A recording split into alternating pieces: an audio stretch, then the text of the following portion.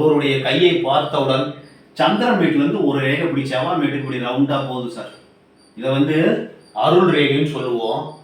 இது சந்திர ரேகையாக தான் எடுத்துக்கணும். சந்திரமேட்டிலேருந்து போச்சுன்னா சந்திர ரேகை தான், சரிங்களா? இந்த சந்திர ரேகை இப்படி வளையமாக வந்ததுன்னா அவர்களுக்கு நல்ல ஒரு அறிவு, திறமை, சக்தி நிறைய இருக்கும். ஒரு நபரை பார்த்தவுடன் இவருடைய நல்ல ஒரு பழக்கங்கள், கெட்ட பழக்கங்கள், இவருடைய வாழ்க்கையினுடைய தத்துவங்கள் எல்லாமே தெரிஞ்சிடும். இவர் வாழ்க்கையில் என்ன செய்ய வேண்டும், ஆன்மீக துறையில் முன்னேறி வாழ்வில் மிகப்பெரிய அளவுக்கு ஒரு நபரை பார்க்குறாங்கன்னா பார்த்த உடனே கண்டுபிடிச்சிருவாங்க. இவர் இப்படிப்பட்டவர், இப்படிதான் போறார் வாழ்க்கையில அப்படிங்கிற ஒரு அபூர்வமான சக்தி மனதில் எழக்கூடிய ரேகை தான் இந்த ரேகை.